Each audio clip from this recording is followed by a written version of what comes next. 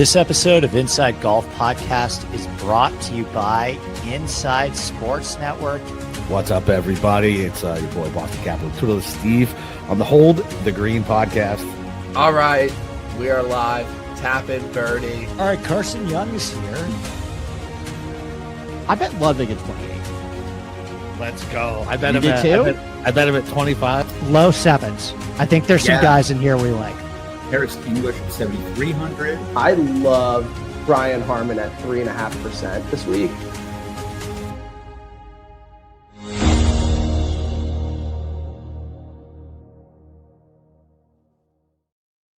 What's up, everybody? Happy 2026. The golf season's back, baby. It's your boy Capper with Twiddler Steve here for the 2026 Sony Open preview. Steve, I'm ready to get back after it, man. It was a nice little break from golf. I'm ready to get back after it. How about you? Yeah, me too. Happy 1 year anniversary of the show, by the way. Oh, that's right. It is. Because we went dark for a couple months last fall as we were in the transition. Yeah. And the Sony was, the Century was our first one. Yes, that was our grand debut of the show. Starting from scratch with everything. But yes, we made it a year. The show has still survived. Of course it would have. And we are back to recap the golf tournaments again, to preview them. I have my PowerPoint again. There is some more wrinkles to it because I couldn't just repeat exactly what I said last year. I always have to add some stuff to make it a little more interesting and new for you guys so you continue to listen. But no, I'm very pumped that the PGA Tour is finally back and we can get this thing rolling. Yeah, absolutely. And then obviously to start the year, we're running $50 off the annual subscription that runs until next Thursday morning, not tomorrow morning, but next Thursday morning. That gets you into the private one and done where Andy has all types of crazy golf trips, top golf courses all around the country. And that's for the annual subscription. Monthly and weekly are still available as well. But yeah, listen, if you do it annually, you get to get into that one and done where the prizes are insane. Plus, you don't even have to buy and resub, and it's a better deal anyway. Plus all the other stuff that you get to go with it. So annual subscription, the code is 2026. It gets you some money off the annual. Yeah, it's a plus EV move to do the annual subscription. I mean, obviously, look, the economy is not great for a lot of people right now. So, if you can give us weekly, monthly, as long as you join us, that's fine. But the annual is a plus EV move. Plus, you get all the, stuff like the access to the one and done league. We also got some new tools coming on the website. Kyle has made a little bit of a heat map for the majors, which is really helpful for best ball. That is only available if you are a subscriber to ISN. We also might have a projection model coming down the line, so stay tuned for that. But yes, if you launching at the Sony, the DFS is launching at the Sony. Yep. They said. Yeah. So if you've been listening to us through the fall with our football picks, are pretty good football picks, by the way. I had a good week last week. Absolutely. So if you've been listening through the fall, but you fell off being a subscriber, now is the time to join back in. Hop in. Golf is starting up. Let's get to it. So you want to, baby? Yeah. Let's pull up the PowerPoint here. Let me share the screen here. I probably should have had this up. But before we go to Sony, though, we're going to pay tribute to a fallen course, the PGA Tour. Capper, can you say what that says below? Everyone loves to hear you pronounce really difficult words. Let's kick off the first preview of the 2026 season. Is that one word? Not one word, right? No, it's four words. Okay, so aloha, ahi ahi, kumakau, uno? Oh no. You know what? Close. I'll give you a solid B for that. I mean, aloha, ai kumakuai ono, which which is goodbye or good night, our sweet prince. Good night to Kapalua. Good night to the plantation course.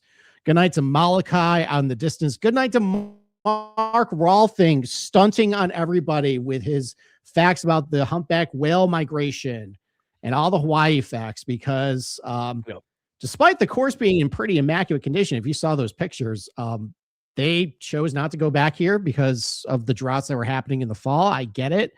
But there have been rumblings that we were not going to go back here again. And not only is this probably the last time that you're going to see the Century Tournament or Kapalua on this show and probably the PGA Tour, but might be the last time we visit the Sony Open too.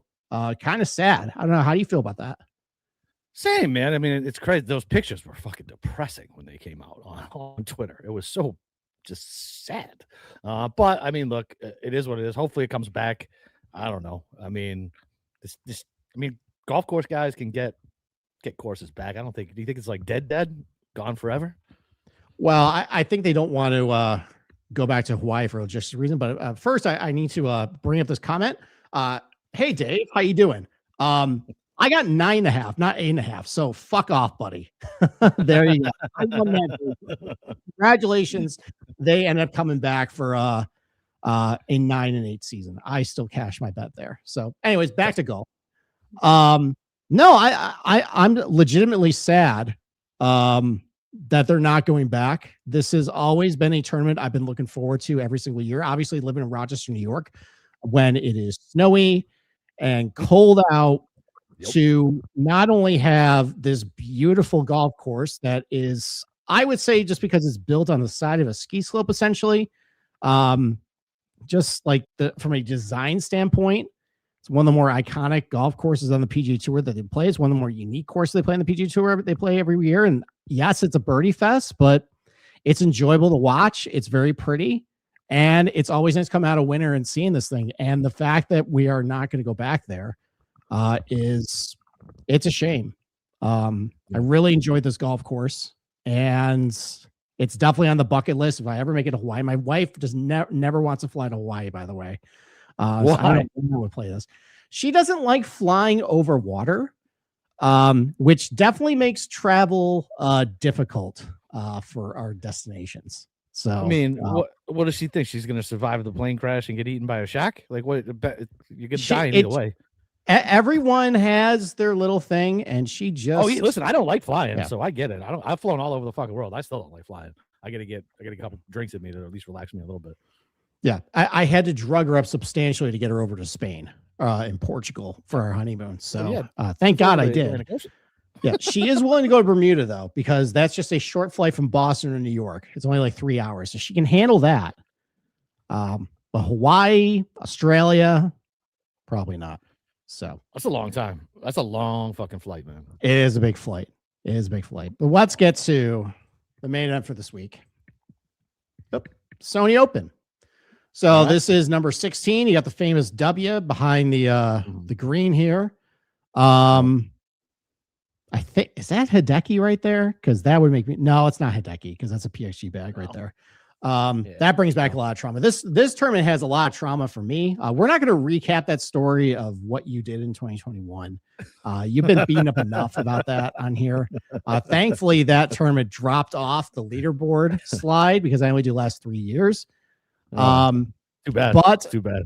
Yeah, but this is Wildlife Country Club. This is Seth Rayner. It opened in 1926, shortly after his death. And honestly, I'll show you in a couple of slides here how it plays now as far as scoring, but what it used to play 20 years ago.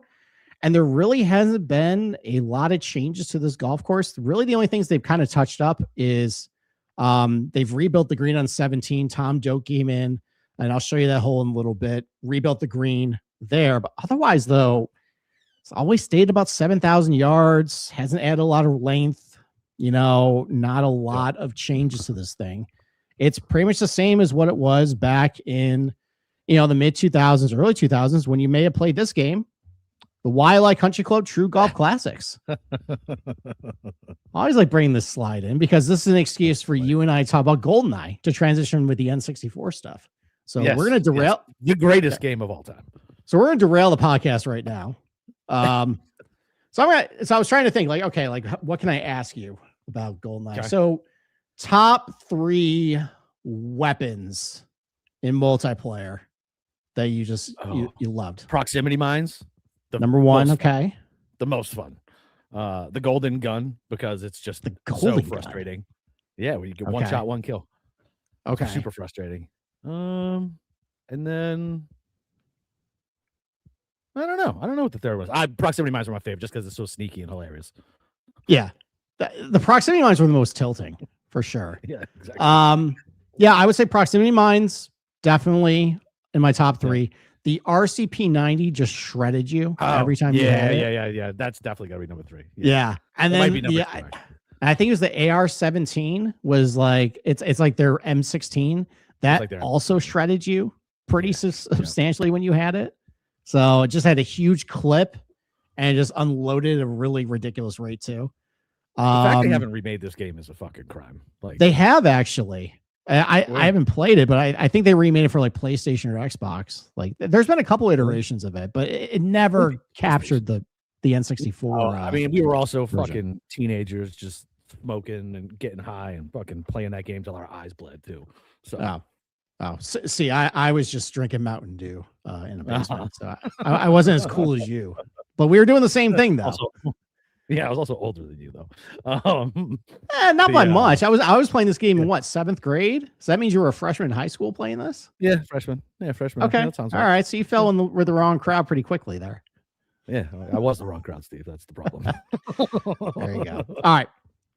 Well, let's get to this golf course. So this is the 11th hole, and typically I would go through the golf course, show you pictures, but honestly, I just want to this picture kind of encapsulates the entire golf course.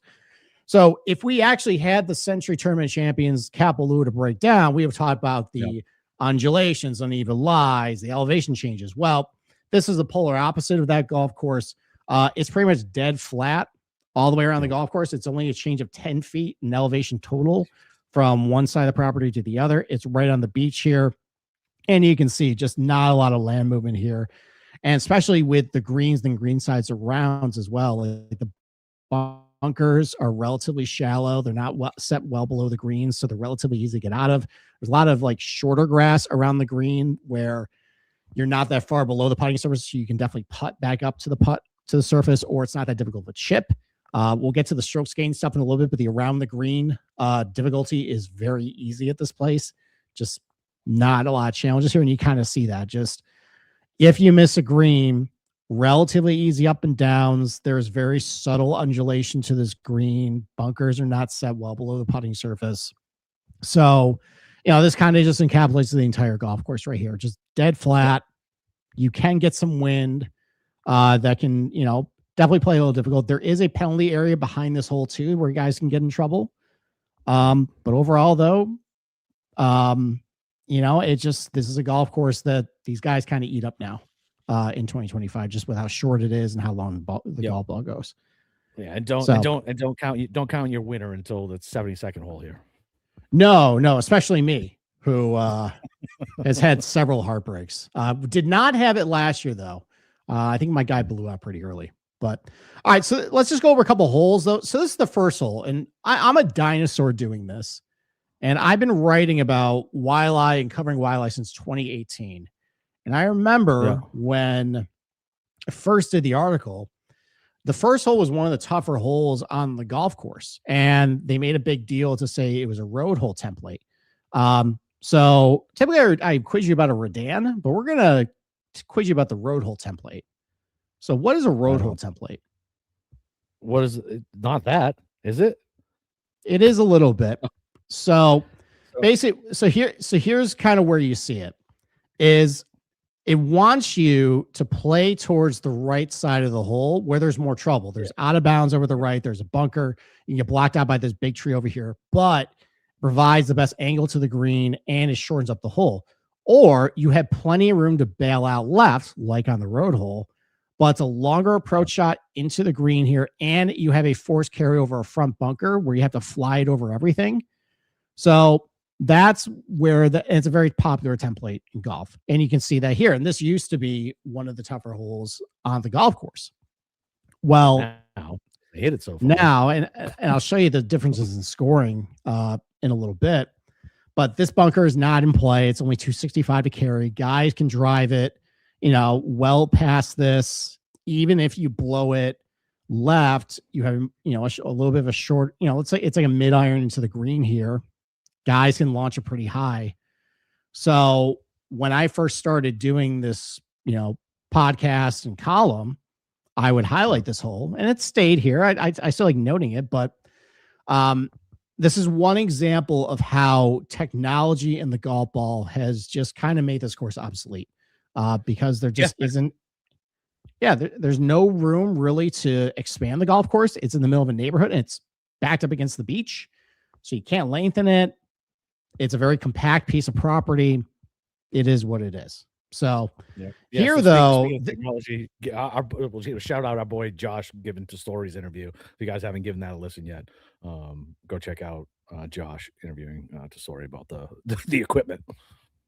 Oh yeah, definitely. That was a very interesting discussion here. So all right, so this is actually a new slide. I don't typically highlight these two holes, but I only do it because this is when I get the text message from you about how big of a motherfucker somebody is for taking their 3-wood and yanking into this water hazard right here. And it happens a lot. It happens more often than you think. Yeah, it does. Yep. All the time. Yep. And then especially when they drop it about right here, and then they deposit it into this bunker right here, and then you're like, "Up, I'm dead." All your bets, and they attempt to reverse mush everything. So, but there's only this water hazard here. And then there's another water hazard that I didn't even really knew existed until Jordan Spieth hit the biggest slice on earth. Remember when he was first round leader and then missed the cut? Oh yeah, he went full Keegan. I remember that. Yeah, he went full Keegan, full Camilo. And I didn't even know there was a water hazard over on the par 5 9th, like way off too. No one did. I'm like, wait, there's water over there? So I had to check the Google Earth. I'm like, yeah, there is. But this is a popular area where guys will incur a penalty stroke. They'll yank into this water hazard. So bad. Yeah. Now on the third hole, though, because of where you're teeing off, guys basically blow it pretty far right, just bail out. Mm-hmm. And they take the water out of play, so it's not in play. But you still could potentially get somebody yank their tee shot out of the water here too. So these two holes are where you could incur, a double or worse and really derail a round. Because there's not a lot of opportunities to do that in this golf course. This is an example where you could though. All right, we always spotlight this hole, the 17th. I'm not going to quiz you about the Redan because you know what it is. You have successfully answered that question enough times. So this is the Redan hole. This was worked on by Tom Doak and rebuilt, I think probably like 6 or 7 years now. And when they first did it, guys hated this because they played way too firm. They couldn't hold putting surface. It's softened up over the years though. But this hole has provided some late drama, most notably last year. Do you remember what happened to JJ Spawn last year here? Was that when he went? I thought that was 18. Remind me. So he went. So this is when JJ Spawn was great ball striker, horrible around the green. Right. And he hit it in the bunker over on the left, and he went bunker to bunker. Okay. And he bogeyed the hole to fall back into a tie. Yeah. And then Nico birdied 18. Nick Taylor chipped in for eagle to go ahead by 1. And Spawn, I think only parred 18. That we'll get to in a little bit. So this is where it got stuck in my mind. I'm like, okay, like JJ Spawn pretty good, but like, is he really gonna win? Like that really stuck out. And boy, oh boy, he ends up winning a big one later on. But this hole got him here.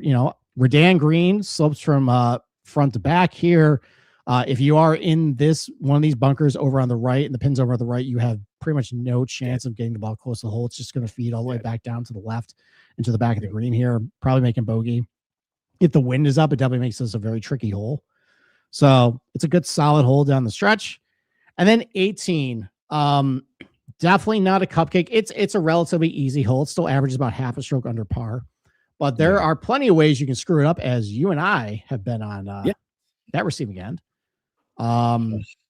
Well, you had Hideki and you reverse mush Henley pretty good, and Henley Henley missed a very short birdie putt to get into a playoff instead of winning.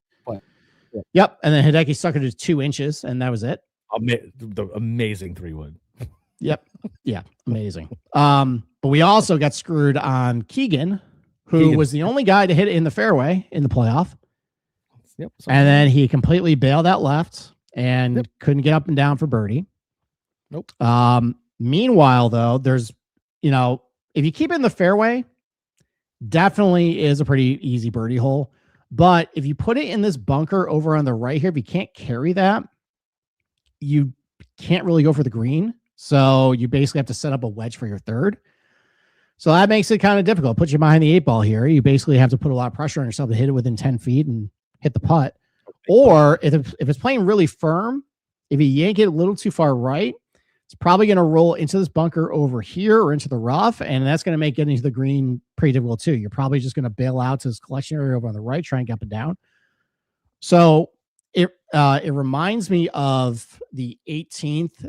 It's a par 4 version at TPC Southwind, where it's just it's a diagonal. It's basically a 90-degree dogleg left.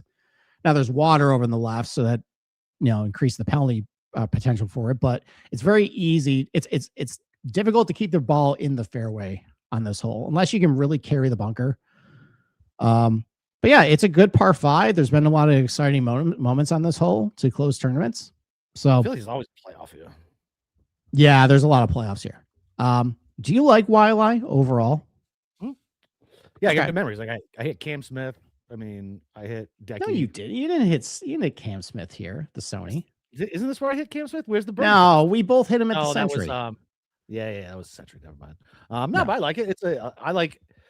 It's a fun course, like you said. Listen, it's a beautiful course to see.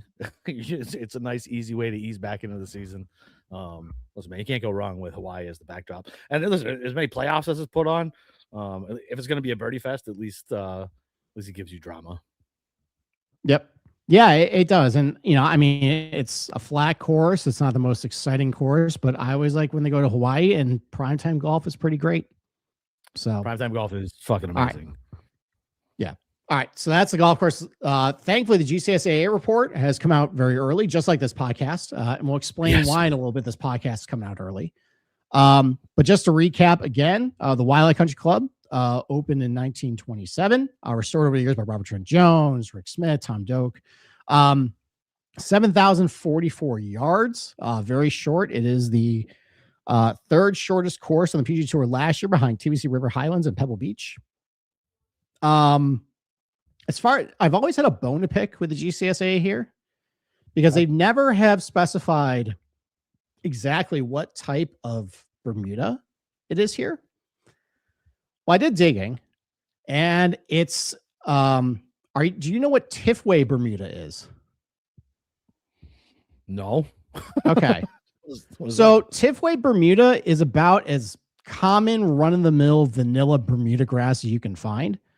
It's a very popular strain because it's not as expensive to lay down. It's not like Tiff Eagle or like some other ones that are a little denser grass, might be a little more difficult to maintain.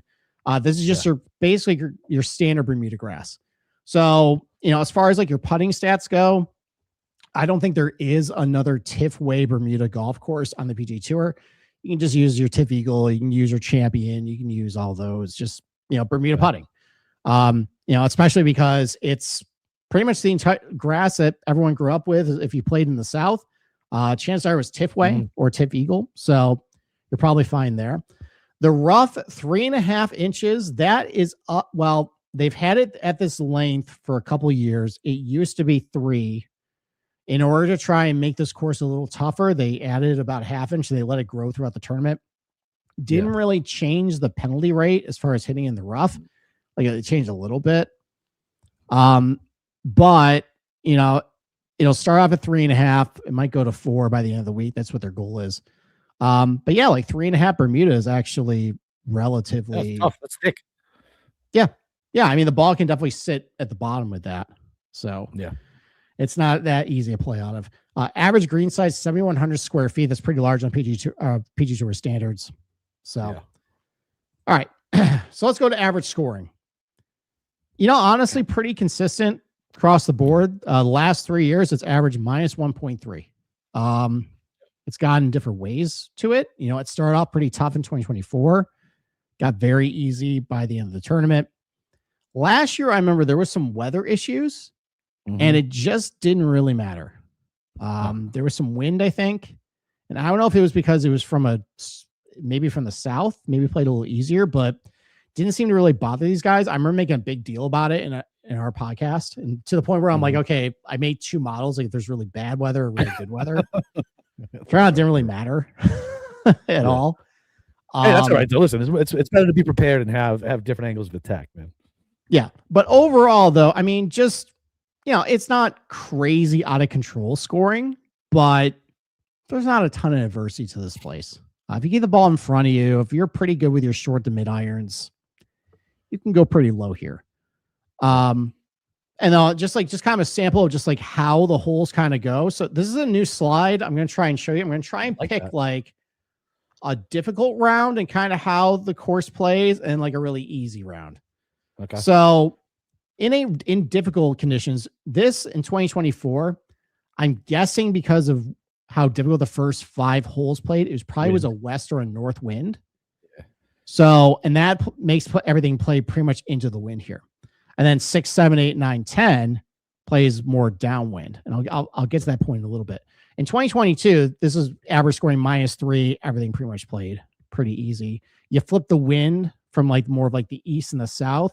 Now all of a sudden, like the first 5 holes play, it's not like a cakewalk, but they play under par. No. But I say this because for DFS purposes, for birdie streaks, so it is easier. You come to 7, 8, 9, 10, and this is where you could get a nice birdie streak bonus, because 9, everyone birdies, everyone eagles it. 10 is a short par 4, 359 yards.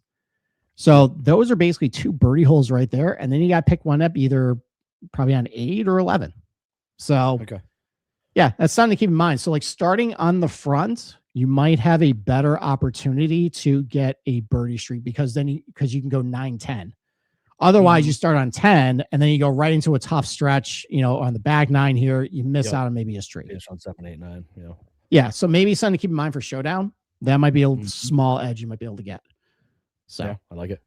Yeah. But I say that though, I see the scoring here, and I'm going to bring up this slide right here. So this is the scoring averages from 2004, like 20 years ago. And this golf course used to play routinely over par, close to par here. Crazy. Yeah. Crazy. Yeah. And I mentioned the first hole here, and the yardage hasn't really changed. Still has played about 480 yards, and it played over a quarter stroke over par, like about 0.6 strokes over par. And this round here, and it just goes to show how, unless like these golf courses just continue to expand and expand, or they trick it out, like just over time, these guys have gotten not necessarily too good, but they play with too good of equipment, where it just, this course can't really stand up to modern equipment anymore. So I show this as kind of a shame as far as what it used to be. Like the winning score used to be like 13 under here. And then you look at like last year, I think it was 18 under, but like everybody was between like 15 under, and like it was really bunched up. Yeah. So once upon a time, this place used to actually have some teeth. Well, I don't even think it's so much the teeth. It's funny. So like I watched Tin Cup over, when no one worked for the last 2.5 weeks. I just threw it on because I was bored and laying on the couch when I became a part of my couch in between Christmas and New Year's. And it's just funny looking at the clubs these guys played with. And that was, I mean, I know it was more than 20 years ago, but it's close enough. And it was just hilarious to look at it and be like, man, like I can't imagine what I would have shot with those fucking clubs if I didn't have today's technology. Yeah. Yeah, like if you hit it close to the heel or on the toe, like, yeah, it might move a little bit, but you do that like 20 years ago, like it's going, it's a shank essentially, or how's a rocket. Yeah, exactly. Yeah. Yeah. So, and that's why it's funny to hear like Bryson say like, oh, we got it. I got to figure out like, if I slightly mishit it on the toe, like, it's going to go straight. And it's like, okay, well, it's not supposed to do that, buddy. Yeah. So, all right, let's get to the nitty gritty, and kind of like what I alluded to as far as like this golf course can't really stand to modern equipment. Like nothing really is tough about this place in terms of ball striking. Below average difficulty as far as your ability to gain strokes off the tee. There's something interesting about this that we'll get to maybe a little bit just because of how modern technology is. Approach shots, relatively easy. Not a lot of water. There's no water hazards really around any green. They're big targets, relatively flatter targets. So relatively easy approach shots. If you get some wind involved, it could make it a little more difficult. But overall, though, anytime you get to a golf course with larger greens and not a lot of penalty areas around them, shorter approach shots, relatively easy conditions. As I showed you a couple slides ago, as far as the greens go, relatively easy conditions around the green. A lot of opportunities to putt the ball back up to the putting surface off the tight lies. The bunkers are not set relatively deep below the putting surface, so it's relatively easy up and downs. So just not a lot of adversity as far as there.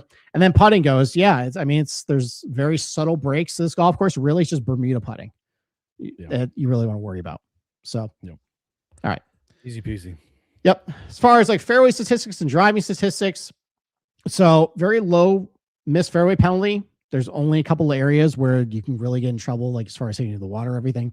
Otherwise, though, the rough might cause you a little bit of nuisance as far as being able to get cost you a birdie look, but because it's so easy conditions around the green, you're not just really going to penalize as much. So it's a relatively low missed fairway penalty. Non-rough penalty, that's like hitting into a fairway bunker. Those are really shallow as well. So it's just relatively easy to get out of. Just not a lot of very difficult, it's not necessarily you can blast it everywhere. Like as Steven Yeager showed, you can blast into somebody's pool if you really wanted to. But it's with how far the ball goes, and you kind of see with these driving distances, it's actually gotten a lot higher over the last couple of years as far as how far these guys are hitting it per average on this golf course. And there's still some guys that play it straight. They'll hit it to the middle of the dog, like 285 or so. But if you are somebody that can carry it over the dog legs, you can really shorten this golf course up. And that's why you've kind of seen some bigger driving distances here. And you've seen a little bit more there, it used to be kind of all right, just your short, accurate hitters you kind of want here. And you still want those guys here because there's only a select few golf courses where they can really compete on the PGA Tour. A lot of the attributes that are shown at Waialae favors them. But occasionally you'll get a Steven Yeager.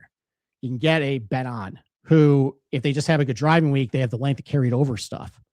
So it's less, I would say it's less it's more democratic, I think, nowadays to when it was previously.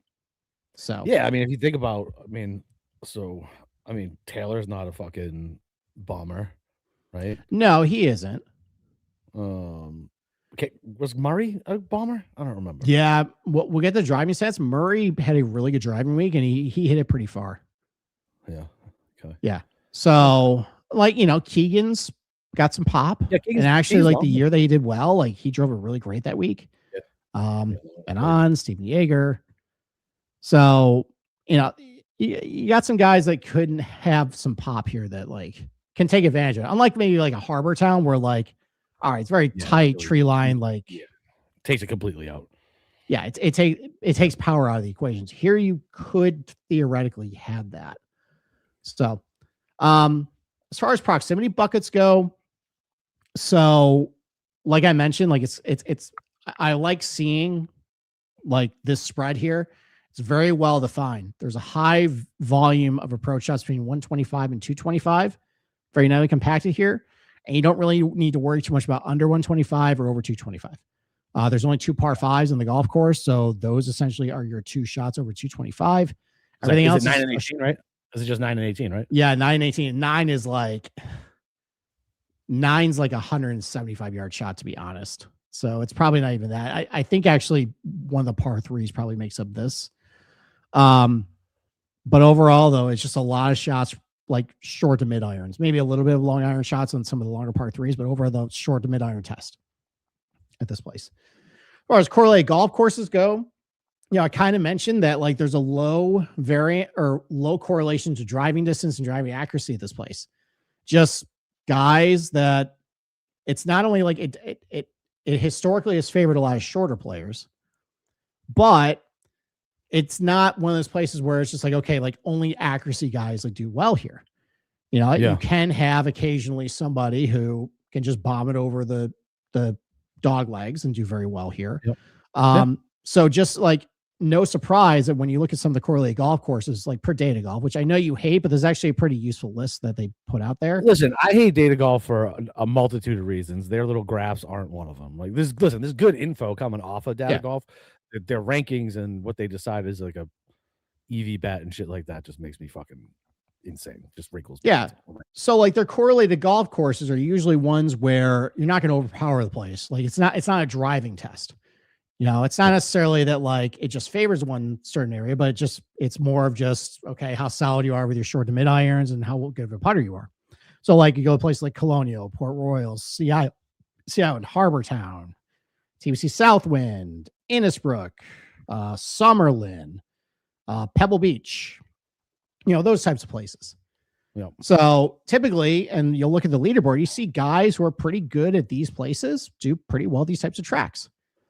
So it's not one with the driver here. No, and seeing that Austin Country Club makes me sad every time I see it. I know. Well, they're going. Well, I was thinking about this. I think it was last night. It was either last night when I couldn't go to sleep or the night before. I was scrolling Twitter, and I think the Ring is doing like I don't know, like a trader bracket, right? And I was like, everybody loves a bracket. How come golf can fuck up a bracket? Like everybody loves a bracket. That was one of my favorite shows. We do a bracket. It was great. Like it just made. I was upset at like 1:30 in the morning, laying in my bed thinking about fucking WGC match play. Yeah, our bracket breakdown shows were actually pretty good. Oh, it's so fun. Very much enjoyed it.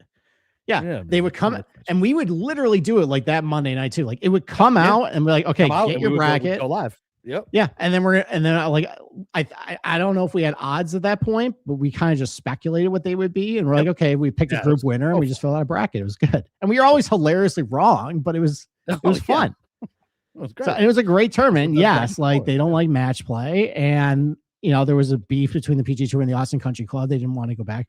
We will be going back to Austin, but it will not be the Austin Country Club, and it'll be at something called the Good Championship. Oh, fuck off! Seriously?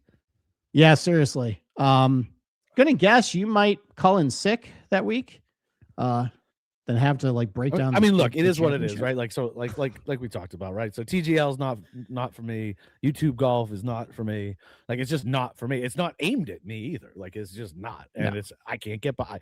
I even tried to watch like what was the Internet Invitational? I tried to watch some of it just because I followed this guy Kirk, and he didn't get invited, and so I wanted to like just watch it to see people fail because whatever. I couldn't do it. I was like, nope, I can't do it. It's just because I love Whitney, like I love those guys, and like it's just like, nope. Even people I like to like create content, I can't watch fucking play golf. I just can't. It's just not for me. Yeah, listen, I mean, like the NFL right now is kind of like targeting our demographic for music, like at this point. That's true. The PGA Tour is starting to figure out like how can we not target like our age group? It's going to be how can we tap into like the Zoomers and everything? Yeah, the younger kids. And that's one of the ways. Which makes no sense because they don't have expendable capital. At least I did when I was their age. Exactly. All right. So this is a new slide. And I want to throw so there's something on Data Golf now, and I like the concept. Okay. They will say there's like a little like chart or like it's I don't know how to describe it. But it'll basically say, okay, like how well did certain guys do above expectation if they're a long hitter, a short hitter, accurate or inaccurate? Okay. That's pretty useful, I think. Yeah. So here's the problem, though. I think there's some quirks in it because I was looking at, well, first of all, like if you pick long hitter and then you pick short hitter, it won't have everybody categorized in the field because there's that little middle zone. Yeah. So it only takes really the extremes. Yeah. And second of all, I don't think it captures everybody because I was looking at Aaron Hills. Remember that US Open in 2017? Yeah. And I clicked short hitter. And there was a name conspicuously absent from that list. And it says short hitters did awful that week. But, there's the wee man, Brian Harmon, finished second.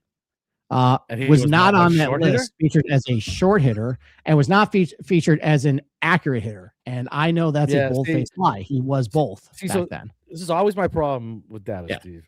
You can make data say whatever the fuck you want, depending on what you put into it. Garbage in, garbage out, right? I mean, that's just the way it is. And that type of shit irritates me. Yeah. So this graph, though, I think still has some valid points, kind of what we talked about. So longer hitters just don't do as well here as the typical PGA Tour golf course. Just because driving is not the most important thing here, for sure. Shorter hitters, other than 2024, generally do better here than other course on the PGA Tour because it's a little shorter. You still can play a little bit of small ball, bunt it out there. If you're a pretty good, solid, like mid-iron, like a Russell Henley type and a good putter, like this type of golf course will play to your strengths. So those types of players can do pretty well. I think the most surprising thing, though, and it just kind of shows just like with the accuracy, like, as far as like the ability to hit fairways and not hit fairways, there just isn't as big of a correlation. Like accurate players, it's a little bit all over the board as far as like years they did really well and years they didn't.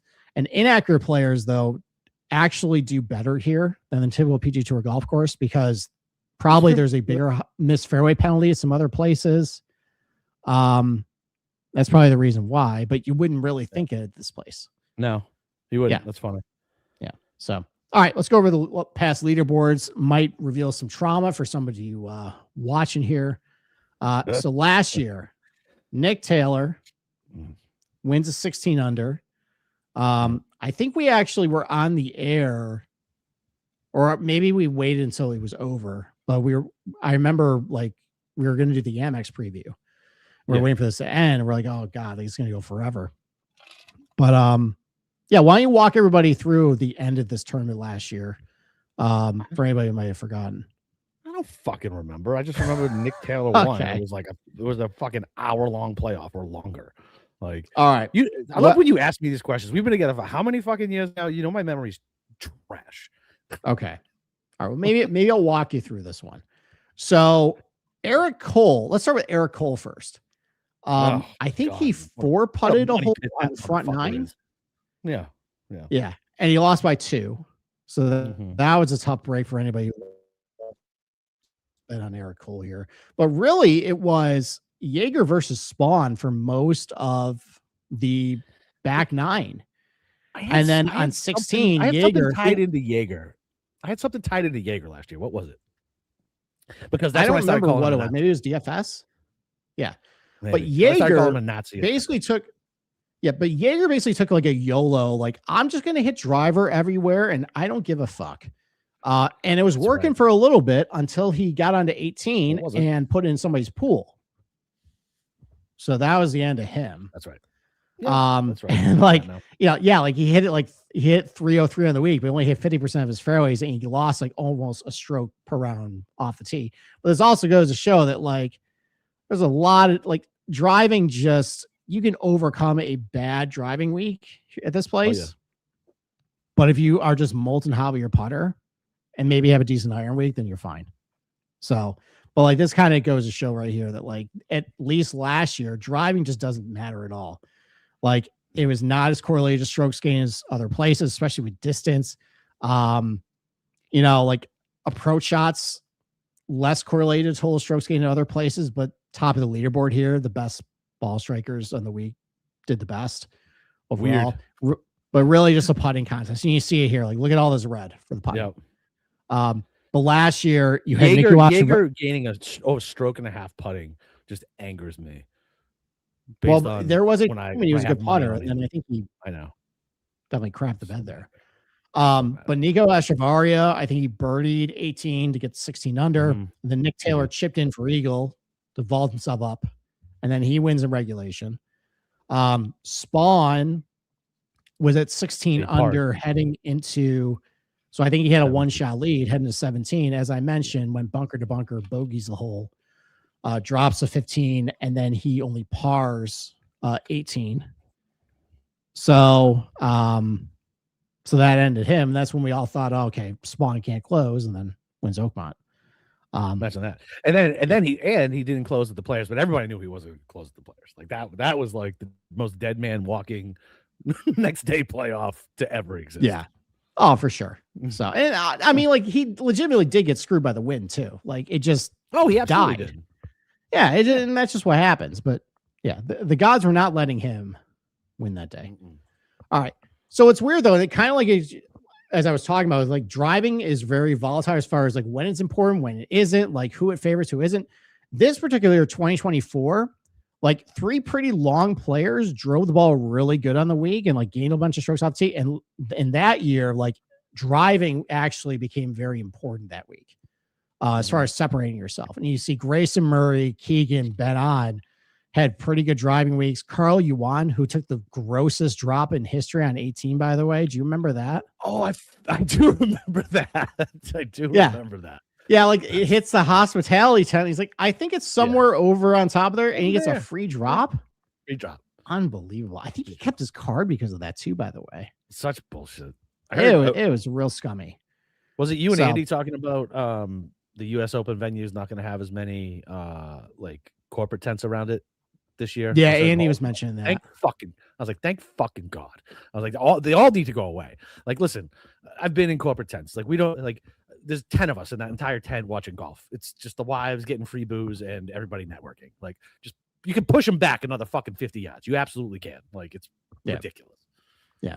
Well, again, though, like, approach play important, but not as important as other PG Tour venues. And like you had guys having pretty good weeks, but not like super elite weeks.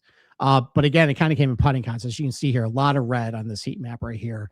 So basically, like if you didn't putt very well, you definitely had a rough go of it at the Sony.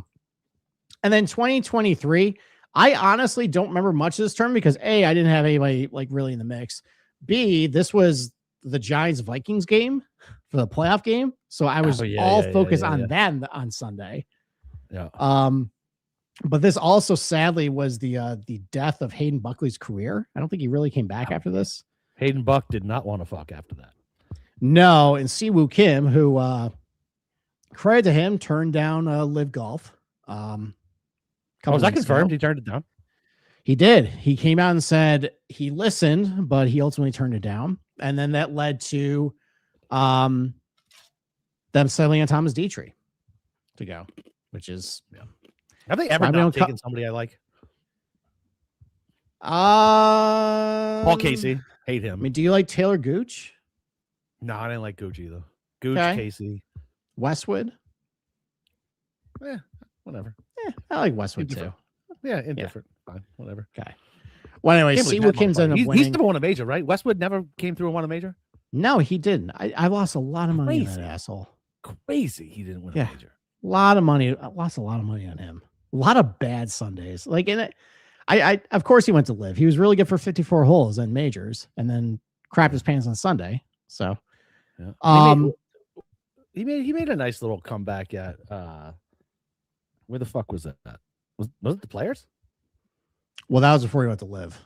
Right before he went to Live, I'm saying he had a nice little resurgence there. It was for 2 weeks. Him and Bryson were going back and forth with each other, and Bryson got the best of him at Bay Hill, and then JT ends up winning at the Players, but Bryson and Lee West were going back and forth. Yeah, and like Lee's been okay. I think there's been a couple opens where he's been okay, like at least like relevant. Recently. So, but anyways, the anniversary of JT dropping the F-bomb when he missed the putt was like a week ago, and when Ralph Lauren pulled his sponsorship because JT's such a nice guy. He is so nice. All right, I guess we're celebrating a lot of anniversaries tonight. Happy anniversary, JT. Anyways, though, this tournament though goes back to just driving doesn't really matter all that much. It's less correlated. So anything with Chris Kirk on the leaderboard means driving doesn't matter. Yeah, and like I mean.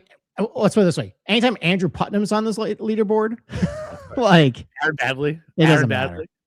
Yeah.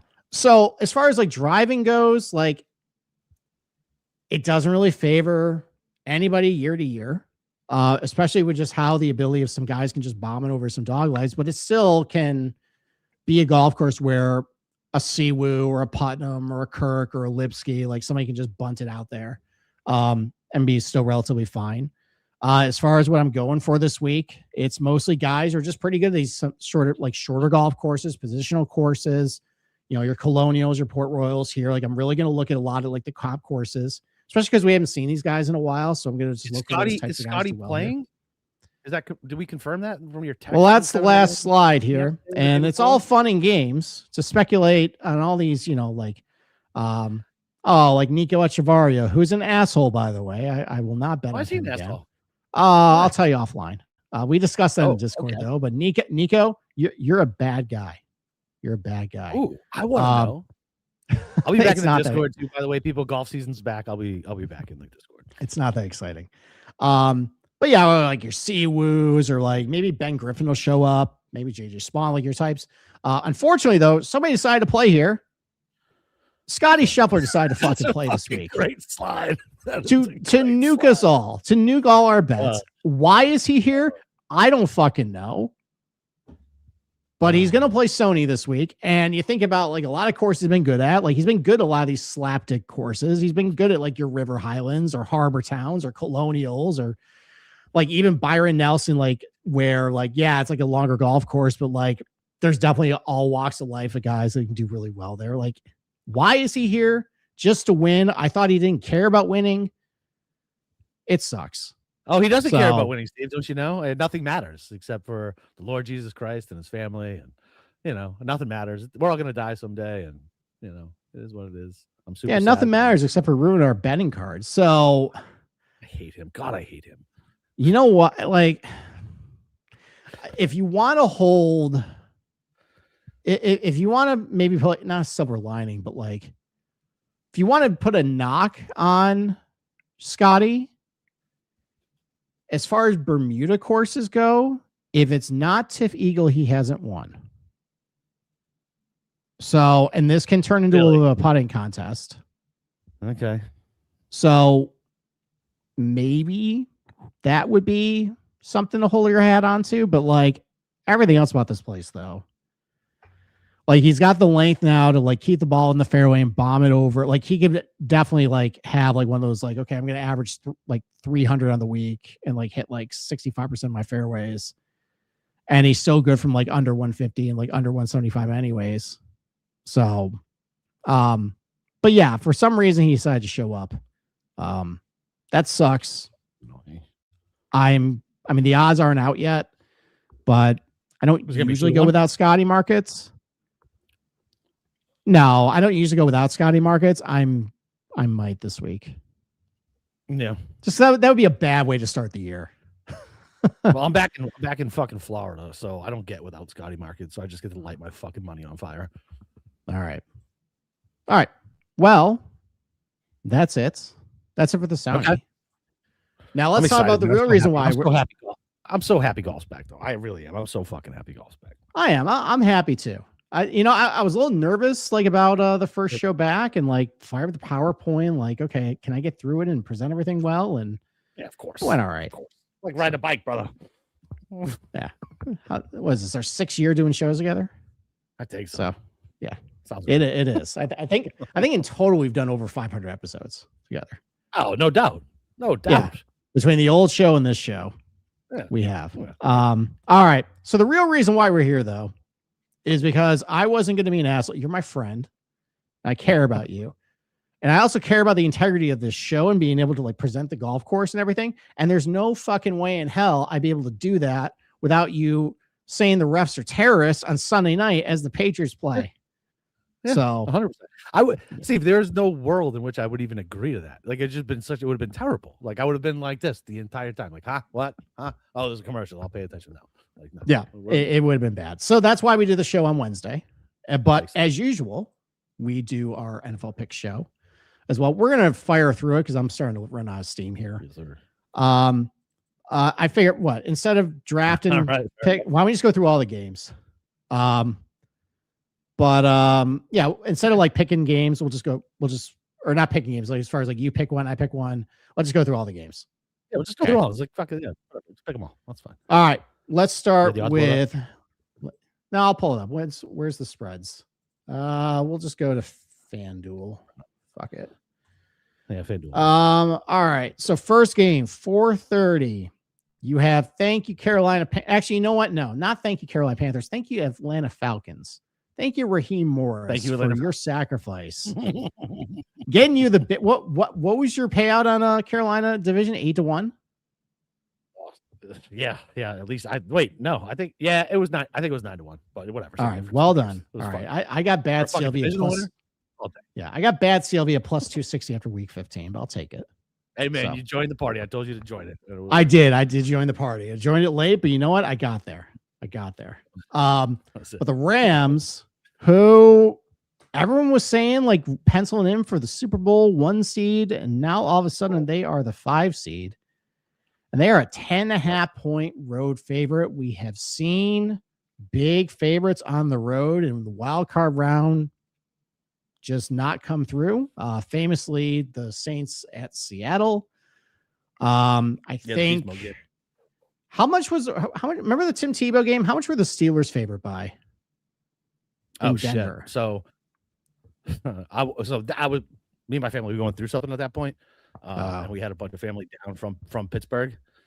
Okay. And it was a nice break. I don't remember. I was not gambling that week. But I remember the game, and I remember Demaryius Thomas streaking across the field and being able to laugh at all of the Pittsburgh family that was there. Yeah.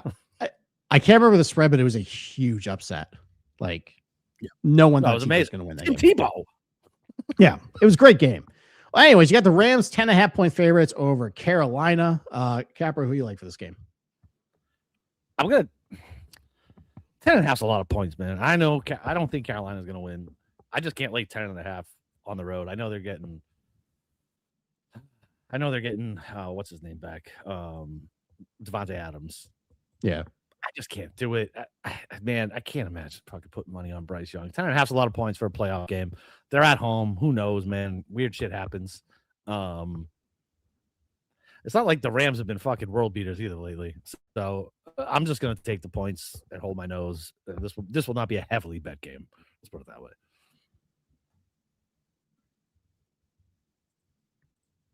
You there?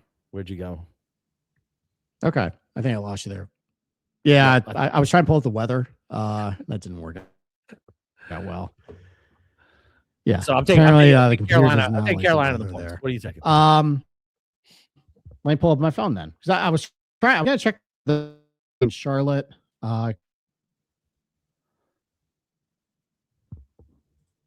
Steve keeps cutting in and out. Okay. Did you lose me again? Premium weather apps. Fuck, man. No, I'm not trying to do that. The weather apps.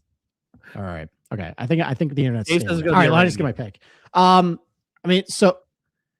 So Carolina beat the Rams a couple weeks ago. That was a really fluky win, though. They had 2 fourth down touchdowns. Stafford had 3 picks. While that was fun, I'm not betting this game. I bet 3 games. I'm not betting this game. Probably some player props, not the spread though. If I had to pick a side though, I will take the Rams minus 10.5. I think this Carolina team is dog shit. Okay. Yeah, they are. They were the king turd in the South. Mm-hmm. So, all right. So next 8 o'clock. Green Bay. Sorry, go ahead. I didn't know if you were glitching out, so I was going to take it. You know what? No, why don't you go ahead? Go ahead. All right. So I'm having problems over here. Saturday, so you go ahead. Yeah. So Saturday, Amazon Prime gave the NFL the biggest bag, so they got the best game, and so they got fucked over on Christmas too. By the way, oh my god, what horrible game they got. So they got rewarded with Green Bay going to Chicago, and Chicago was a home dog, getting 1.5. Steve, how do you feel about this game? Well, you know I love my boy Matt LaFleur. Oh, I know you do. Very easy for me to pick that man. So here's the thing, though. So they lost Micah Parsons. Yep. Defense has not been as good since then. I'm also concerned about the weather in this game. So it's gonna be cold. It's gonna be like mid-20s for a high. Not like freezing cold, but it's gonna be cold. But it's gonna be cold, man. 20 degrees is fucking cold. It's going to be 20 to 30 mile per hour crosswinds as well. Yeah. So, you can definitely beat the Bears through the air, and the Packers have had a pretty good pass attack this year. They're going to get Jordan Love back, but I think the wind might neutralize it a little bit, which means it's going to come down to the run game. And yes, you can run against the Bears, but you can really run against the Packers as well. Like you saw the Ravens just run it down their throat. And the Bears have a really good rushing attack. I think that's like what Ben Johnson wants to do overall here. Just unleash Swift, unleash Monangai as well. Like kind of maybe do like it was similar weather what it was in that Philly game, and the Bears just ran it down their throat all game long. Mm-hmm. So and I've heard a lot of people picking the Packers. Like no respect for the Bears. No. I know it's difficult to. Well, never mind. They split the series, so it doesn't that doesn't apply. But I'm going to take the Bears as the home dog. I know they suck, but I think the weather elements is going to make it more of a running game in here, and just the Bears do it better than the Packers right now. So I'll take the Bears plus 1.5. All right, I get it. I just don't know. Like, so Josh Jacobs is going to be healthy now. I mean, that he's right. Okay, I mean, and he's healthy. I had him all year in fantasy. Like, he takes one hit to the knee, one ding, and then he limps off, and then it's Wilson time. That's fair. Who had the worst run? Who had the worst run I've ever seen? By the way, last week against the Vikings. Did you see that? Yes, I did. It was bad. It was cool. 19-yard loss. Awesome. Yeah, I mean, look, I'm gonna dig my heels in, and I'm gonna fade Caleb again. I think the coach is a nerd. I don't believe in Caleb. I don't like the fact that they're limping in, but everybody's talking about how they're limping in. I honestly, I think I haven't bet this game yet. I'm gonna wait to see like where the money's coming in at. Okay. I will probably just fade the public on this game because I don't know which way it's gonna go. Like, I really don't, because now you're hearing the narrative that Green Bay have lost 4 in a row. Nobody's ever fucking won a playoff game if they've lost 4 in a row, limping in the playoffs or whatever the hell it is. And it's not like I like Green Bay. Like you said before, I hate the coach. I think he's a fucking tool bag. So my initial lean, like if I had to put money on it right now, I would take Green Bay minus 1.5 and hope to Christ that Josh Jacobs was healthy, and just kind of let it go from there. Okay, for what it's worth, on FanDuel, 74% of the money on Chicago, 7% of the bets on Chicago. Yeah, so I'm fucking going Green Bay then. So you're going Green Bay there. Yeah, I'm going home dogs, home public favorites. Fucking have, please. Thank you very much. They public do. Nice callback to our old friends there. Okay, that's right. All right. Sunday, big game for you and your people, man. All right. So anyway, Buffalo has to come to my neck of the woods, Jacksonville, Florida. They are another 1.5 point home dogs. Vegas just doesn't know what to do. They're just to take something from Bill Simmons. They're tic-tacking every home game. It seems like almost. So Jacksonville getting 1.5 at home. What's the vibe up in Buffalo?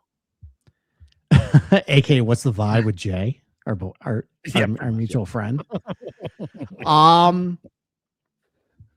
There's still speculation that you know how I think that what Schefter reported that there were 7 teams interested in John Harbaugh with only 6 vacancies, and there's speculation maybe that was the Bills. 100%. Why wouldn't it be? It should be. If they lose this game, it should be. He should be gone. Harbaugh should absolutely wait until the end of these playoffs. I would, if I was him, I would wait to the end of this game, because if the Bills lose, I'm going to guess there's going to be a job opening in Orchard Park. You know who will be super happy to have John Harbaugh as an AFC East coach? This guy, because John Harbaugh. Oh, yeah. Yeah. So as far as this game goes, again, another 1.5 underdog, favoring the Bills. Bills still got a lot of injuries on the defensive front. Ed Oliver doesn't look like he's going to come back. The Bills don't have a kicker right now, by the way. New York Giants. Yeah, like, speaking from being a Giants fan, that doesn't typically go well for you when you just ignore your kicker position. Maybe that's something with like Bills front office guys, because Joe Shane was the next Bills front office guy, and maybe you just ignore the kicker position, see how that works out for you. Yeah, it's tough. So I will say, look, I don't have the heart to bet this game because I always just want my friends to be happy. Got to root for, yeah, exactly. Yeah, I got to root for the Bills. Okay. But if I was a neutral party, I don't really know how the Bills stop Jacksonville. And I feel like maybe fumbleitis with James Cook might come back to bite him a little bit this week. Yep. Because the Jags have kind of been living off turnovers. Yep. This Bills team just, I know, Doesn't have Josh. I know the storyline of just like Mahomes is in the playoffs and Lamar's on the playoffs and Burrow's on the playoffs. Like, this is Josh's time. This team is not very good, especially on defense. They're really limited with a lot of the receiving options as well. So if I had to pick, it'd be Jags plus 1.5, but I'm not betting this game. I can't. I'm rooting for the Bills. Yeah, so here's what's gonna happen. So I'm gonna have to root for the Jags because I'm going to Tommy's house to watch it, but I actually want Buffalo to win because I want Buffalo to go to Denver. Yeah, right. I want the easiest path, right? So the easiest path for me is Buffalo wins, goes to Denver. I get either Pittsburgh or Houston. Thank you. Like, please God, Buffalo, let's go Buffalo. All right, I don't know if I'm going to bet a side on this game. I like the over 51.5. Yeah. The weather's going to be nice. It's going to be 60 degrees, maybe a little rain in the morning. I think it's going to be done by game time, but who knows? We're a couple days out still. Jacksonville does seem like a very complete team, but I still can't believe in Trevor Lawrence. I just can't. And now when everybody is all behind Jacksonville and everybody thinks they're going to win, Liam Cohen's getting glazed everywhere. Trevor Lawrence is now he has become what he was supposed to be. I don't know, man. I've lived around this franchise too long. They're basically the Browns of the South, right? Just loser DNA, like never going to get over the hump. Josh Allen's the best player in this game. I think he can put them on their back and get it done. I know you can run on Buffalo. I don't know about Travis Etienne. Like, I don't know. He's fast. He's not that powerful. Give me the best player in the game. I'll take Josh Allen, getting the 1.5 on the road. I don't think they're going to win the Super Bowl. There will be heartbreak for Buffalo at some point, but I don't think it comes in Jacksonville. All right. Very compelling argument taking the best player. Yeah. Could just said that. Hey, man, whatever. Yes. Whatever. You do bring up a good point. Like, Trevor Lawrence has been really good for about 2 months. 4 weeks. Yeah. But you wonder, like, remember the Jake Delhomme game? Yes, I do. When's that coming back? It's coming. I'm telling you, Trevor, because that could come back anytime. Anytime. I've always said, you can ask my wife. She doesn't understand why I say it. You can never trust a grown man with blonde hair, and he has blonde hair down to his shoulders. So it's so facto completely untrustable. Like, no, thank you. Like, I don't know. I don't know if you guys see these. There's a terrible commercial with him and Travis Hunter. I don't know if it's a local commercial or not. They're like, it's gotta be local. Yeah. Oh, it's fucking terrible. It's the worst. I was like, I don't know how this happens. It's legitimately the worst commercial I've ever seen. And I've seen Gronk do commercials. All right. So going to Sunday, we got beat up San Fran, angry Kyle Shanahan against the most miserable 3 seed to ever exist in the Philadelphia Eagles. Everybody hates each other. The fans hate them. The coach hates the fans. The players hate each other. Hurts seems like a fucking asshole. Laying 3.5, San Fran, West Coast, East Coast, just put up 3 points against Seattle. I don't know. What say you? You fucking hate Philly, though, so we'll see. I do. I'm not alone, though. Philly fans also hate their team. So, I know it's amazing. I always call them the trash people or dumpster people because I have a bunch of friends from Philly, and they really are. They're very close to Bostonians. Just how miserable we are when our teams are bad. So I respect that and I appreciate that. Like, I love nothing better than to boo my own team. How long have we been together? I love to root against my own team you do. when they're doing bad, right? Like, fuck you guys. Like, spend more money, do something good, then I'll cheer. Until then, fuck yourself. All right, keep going. Sorry. Yeah. So I did like the theory that they were purposely trying to tank the 2 seed because they didn't want to play at home. So that's a great theory. I like that. Look, this is so I did not bet this game. This was the 3rd game I didn't bet. I'll probably do player props, but I didn't bet this game because there is absolutely no way I will ever bet the spread for the Eagles because they just like never cover. It's what I talked about going to that Bills game. Like, they have it laid out in front of you what you need to do and exactly what the Bills just don't do well. And you just don't do that. And I can't get out of my head that they gained 17 total yards in the second half and held on to win. Yeah, I can't in good faith back the Eagles -4.5, but the Niners are frauds. And it was Seattle exposed them. That should have been a bigger blowout than what it was. Yeah, but they have Sam Darnold as quarterback. That's why it wasn't. Yeah, I mean, like that's the restrictor plate right there. Restrictor plate, nice NASCAR reference. Thank you. Just because I think the Eagles are just incapable of just covering any spreads unless they're the Raiders. Like, I'll take the Niners +4.5. I don't feel good about it. I'm not betting that, but I'll take that, I guess. Yeah, so I see 3.5 on Hard Rock right now for Philly. It's 4.5 on FanDuel. Yeah. I don't know. This is probably a stay away from me. I kind of feel the same way. If I had to bet, and listen, I'm a complete degenerate. It's not like I'm not going to bet this fucking game. At some point, I will lay money on this game because it's the playoffs, and that's what I do. I will bet Philly. I just think that the defense is still legit. Yeah. Even if the offense isn't. I just saw what San Fran did against a legit defense. And I know it's in division and they really know each other. I don't know. Maybe it's just that I don't know. I can't back that San Fran defense. It's so bad. It's like comically bad. So whatever. Jalen Hurts and AJ Brown can hate each other. I still think they'll get the job done at home against San Fran. Yeah, I'll lay it with Philly. You want a narrative that I just thought of? Yeah, what you got? You could have a bit of a revenge game here for the Niners, because remember a couple of years ago, Purdy came in and he got hurt in the first play. In Philly. Yeah. And the Eagles went to the Super Bowl then.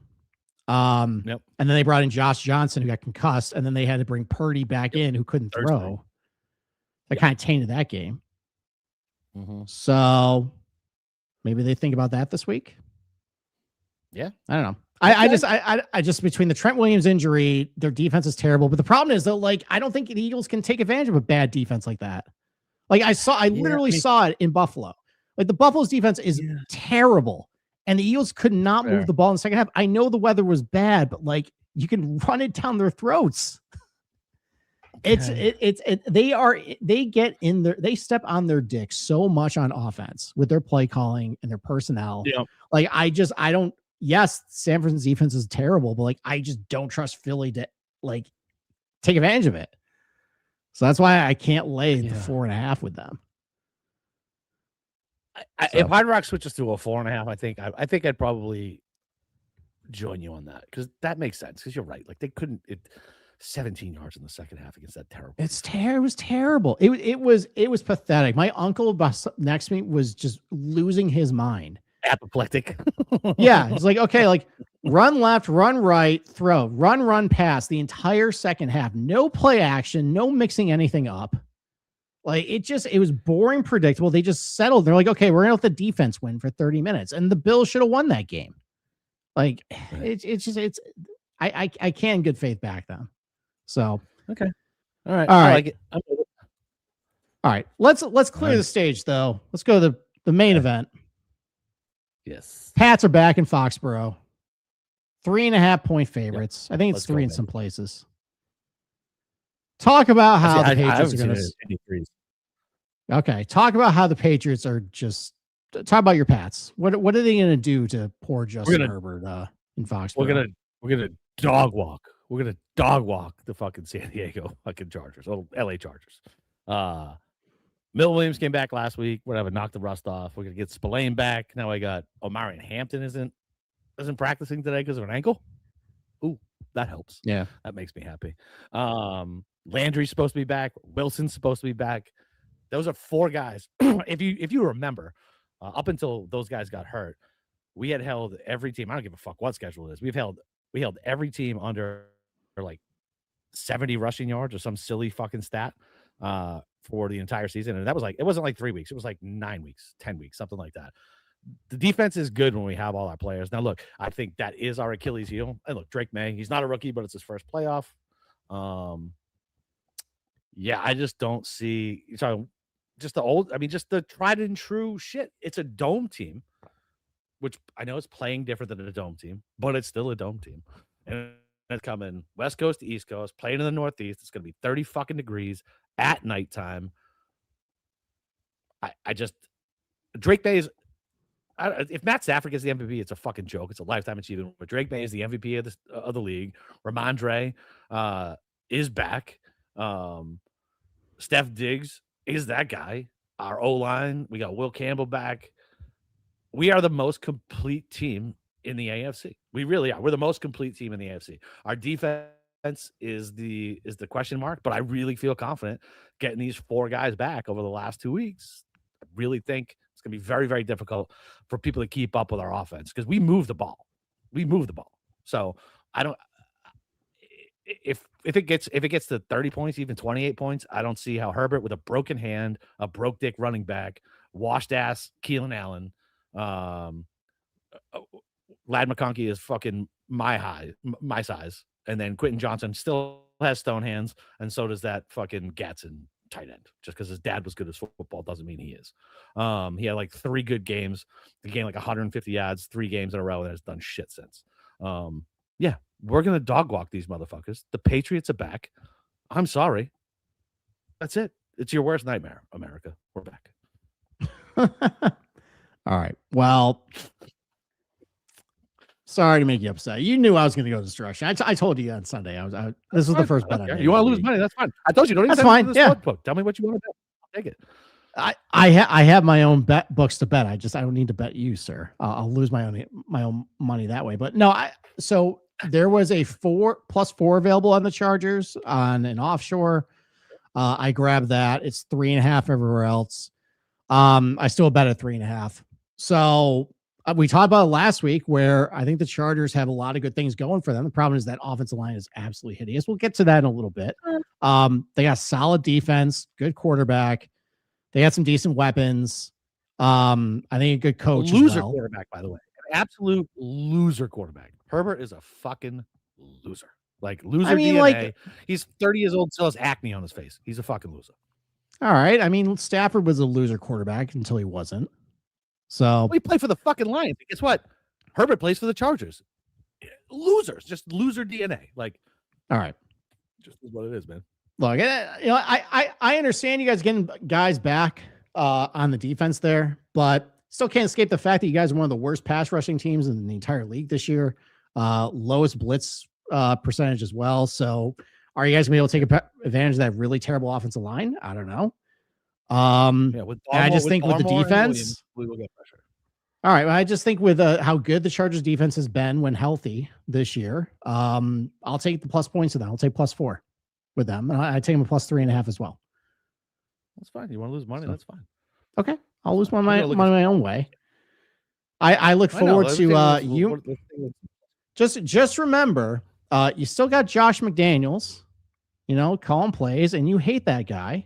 And you're going to probably motherfuck him sometime in the second half. Oh, I will always motherfuck him because he takes the foot off the gas pedal. But I'm thinking that what happened in Buffalo will make us not take the foot off the gas pedal. Even last week, we took a nap in the second half, right? That's big. That's Vrabel's big thing. No naps, right? So we took a nap in the second half, or in the second quarter against Miami. We came out, owned it, and then we took it. Yeah, I mean, I can get Pats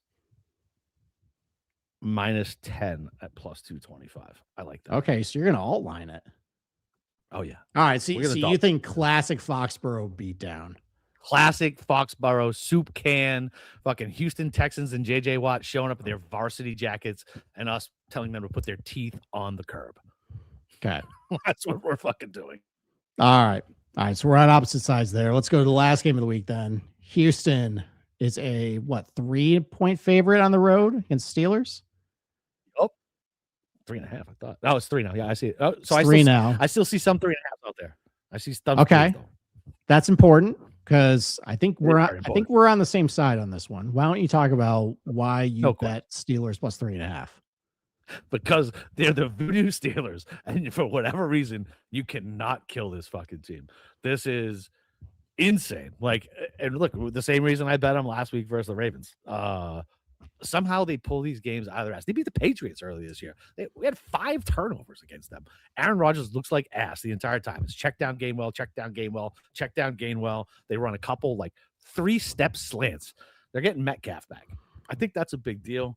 Their defense is good-ish. For whatever reason, they're just that weird team that won't die. I'm sure all the public money is on fucking Houston. I can, right? Do you see? Can you pull up the splits?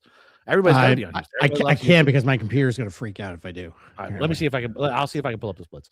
All right, but people forget CJ Stroud stinks. He is not a good quarterback. They have no run game. Sadly, they don't. I like Woody Marks, and they can't get him going. No. So, I think CJ Stroud is a huge fraud. I think that one good year he had was a huge outlier. I don't necessarily think D'Amico Ryans is a great coach. No. He's a great player. I don't think he makes good in-game decisions. So you're getting Mike Tomlin in a primetime game with Aaron Rodgers and the Voodoo Steelers against a dome team coming from the South, playing in cold-ass weather in the Northeast. And I know their defense is good, but their offense is putrid. 3.5 is way too much. That is a game that I've already bet. All right. Is their defense good? Because last couple weeks, it's like when I sniffed out, hey, Cleveland's defense kind of sucks now. And then like you saw the Jets run all over them. You saw a couple teams just kind of like take it to the woodshed on them. Who set the record against the Steelers with the rushing within the last like 5 weeks? Who the fuck was that? I forgot. So, okay. But so Houston, as you know, I had them. They were my primary defense for fantasy all year. So I saw a lot of Houston this year. Started to see some signs of concerns when the Raiders were moving the ball pretty well on them in a game they still had to have. Riley Leonard lit them up over the top a lot with some deep shots. That's not encouraging. Nope. And yeah, the Steelers offense is kind of gross, but you are getting DK Metcalf back, and Rodgers still has some pop in that arm. And if they can get him deep, I mean, that can pose some problems for the Houston defense, maybe they're starting to decline a little bit. So I will take the Steelers with the points. I took them 3.5. And I like that bet. I think that's going to be good. All right, so Dave confirmed it was Buffalo that set the fucking record for inside of Heinz Field, or whatever the fuck they call it now. But like we say, Houston can't run the ball. They can't get anything going with that. No, and CJ Stroud fucking stinks. I can't get the count. You're right. I don't particularly give a shit. Okay. All right. Well, so you're definitely wrong on one game. All right, so I'll go 2-1 then. Yeah, shoot for that. Yeah, exactly. It's fine. 2-1. All right. All right. So next week, we'll be back. What are we going to do? Our Tuesday golf, Wednesday NFL? No, let's just combine the two shows now. Going forward. What day are we going to do that? Let's do it Tuesday.